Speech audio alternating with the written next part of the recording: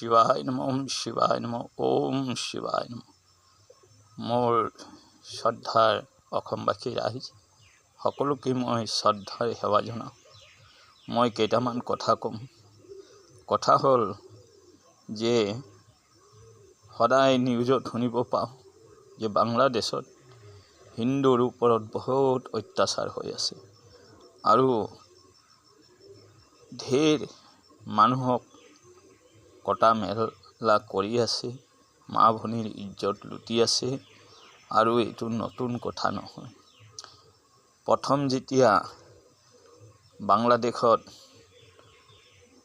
এবাৰ গণ্ডগোল যেতিয়া ভাৰতৰ পৰা ভাগ কৰি যেতিয়া স্বাধীন হৈছিল, তাৰ পিছত বহুত হিন্দুৰ ওপৰত অত্যাচাৰ হৈছিল আৰু কিছুমান হিন্দু মানুহ ভয়ত মুছলিম ধৰ্ম গ্ৰহণ কৰিছিল আৰু কিছুমানে ভাৰতত পলাই আহিছে আৰু কিছুমান ব্যক্তি তেওঁলোকে মাৰি কাটি শেষ কৰি আৰু তেতিয়াৰ পৰা আজিলৈকে যে কিমান হিন্দুক তাত শেষ কৰিলে, তেতিয়াহ'লে আমাৰ হিন্দুচোন নাথাকিবই আৰু এদিন এই অসমখনতো এই অৱস্থাই হ'ব।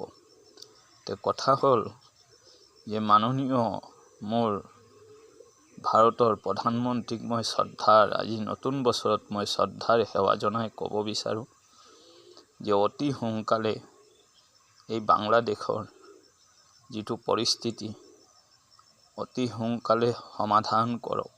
কিয় নহ'লে আমাৰ হিন্দুবোৰৰ বহুত কষ্ট হৈ আছে।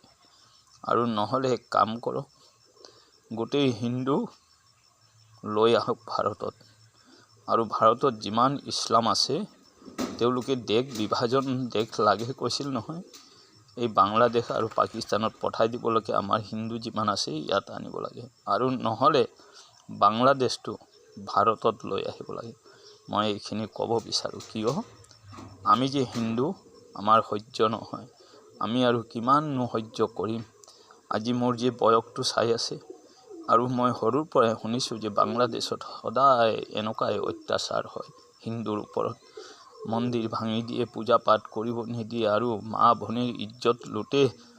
আৰু এইফালে যে এতিয়া যিটো হৈ আছে পৰিস্থিতি আৰু ভয়ানক হৈ আছে, তেতিয়াহ'লে অকল সেই নিউজ চেনেলত আমি চালে নহ'ব যে আমাৰ ভাৰতৰ ইমান হাথিয়াৰ আছে, ইমান অস্ত্ৰ আছে। এইবোৰ চাই লাভ নাই। মোৰ পাৰিলে দেশখন উৰাই দিয়ক, মইতো সেইটোৱে বিচাৰোঁ।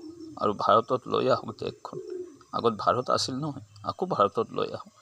আমাৰ ভাৰতৰ প্ৰধানমন্ত্ৰীয়ে চলাব আৰু নহ'লে গোটেই হিন্দুখিনিক লৈ আহক আৰু গোটেই ভাৰতৰ ইছলাম জাতিক এই পাকিস্তান আৰু বাংলাদেশত পঠাই দিয়ক।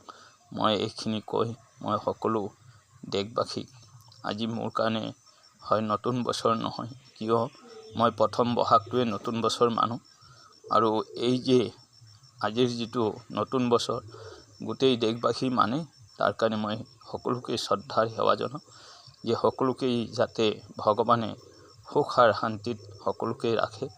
আপদ বিপদৰ পৰা যাতে শিৱ ভগৱান মা পাৰ্বতী মায়ে যাতে ৰক্ষা কৰে আৰু দেশবাসীৰ মূৰত যাতে শিৱ ভগৱানৰ মা পাৰ্বতী মাৰ চৰণৰ আশীৰ্বাদ যাতে থাকে। এইখিনি কৈ মই ৰাখোঁ। যদি মোৰ ভুল চুল হয়, অপৰাধ হয়, মোক নিজৰ সন্তান ভাবি মোক ক্ষমা কৰি দিব। ওম শিৱায় নমঃ ওম শিৱায় নমঃ ওম শিৱায় নমঃ ওম শান্তি ওম শান্তি ওম শান্তি।